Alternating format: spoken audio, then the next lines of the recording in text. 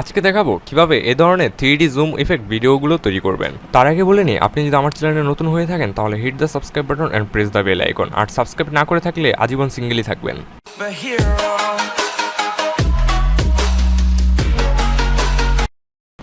ভিডিওটি তৈরি করতে আমাদের যে অ্যাপসটির প্রয়োজন হবে, অ্যাপসটির নাম হলো ক্যাপকাট।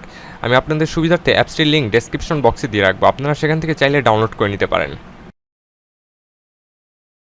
ক্যাপকাট অ্যাপসটি ওপেন করার পর আমাদের সামনে এরকম একটি ইন্টারফেস চলে আসবে। এখান থেকে আমরা প্রজেক্ট ক্রিয়েট করব নিউ প্রজেক্টে ক্লিক করে। এরপর এখান থেকে আমরা ভিডিওতে যেই ইমেজগুলো ব্যবহার করব সেগুলোকে সিলেক্ট করে নেব। আমরা সর্বমোট 6টি পিকচার নেব। পিকচার নেওয়া হয়ে গেলে অ্যাড অপশনে ক্লিক করে দেব। এরপর পিকচারগুলোকে ফ্রেমের সাথে অ্যাডজাস্ট করার জন্য আমরা পিকচারের লেয়ারের উপর ক্লিক করে ফ্রেমগুলো অ্যাডজাস্ট করে নেব। এরপর লেয়ারের শেষে থাকা ক্যাপকাটের ওয়াটারমার্কটি রিমুভ করে দেব। এরপর মিউজিক অ্যাড করার জন্য আমরা অডিও অপশনটিতে ক্লিক করব। অডিও অপশনটিতে ক্লিক করার আমরা একটি ভিডিও থেকে অডিও নেব। এই অডিওর লিঙ্ক আমি ডেসক্রিপশন বক্সে দিয়ে রাখবো। এরপর অডিওতে বিট পয়েন্ট করার জন্য আমরা অডিও লেয়ারের উপরে ক্লিক করে ম্যাচ আউট নামে একটা অপশন পাবো। সেই অপশনটিতে ক্লিক করে অডিওটি ভালো করে কয়েকবার শুনে তারপর এটিতে যেখানে যেখানে বিট রয়েছে সেখানে অ্যাড বিট করে দেব। এরপর বিটগুলোর সাথে আমরা ছবিগুলো বসাবো। এর জন্য আমরা ছবির লেয়ারের উপর ক্লিক করে যতটুকু অংশে বিট রয়েছে ততটুকু করে দেব, অর্থাৎ ছবির ডিউরেশনটি ছোট করে দেব। এভাবে করে প্রত্যেকটি ছবি আমরা বিটের সাথে মিলাবো।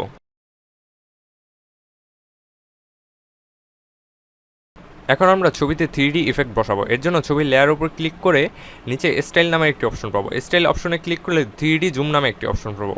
3D জুম অপশনটিতে ক্লিক করে দিলে কিছুক্ষণ রেন্ডারিং হওয়ার পরে আমাদের ছবিটি 3D হয়ে যাবে।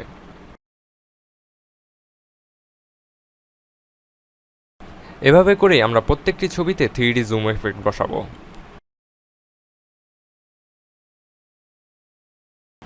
3D জুম ইফেক্ট বসানোর পর আমাদের পিকচারের ফ্রেমটি আবারও এলোমেলো হয়ে গেছে। এই জন্য আমরা আবারও পিকচারের উপর ক্লিক করে পিকচারের সাথে ফ্রেমগুলো অ্যাডজাস্ট করে নেব।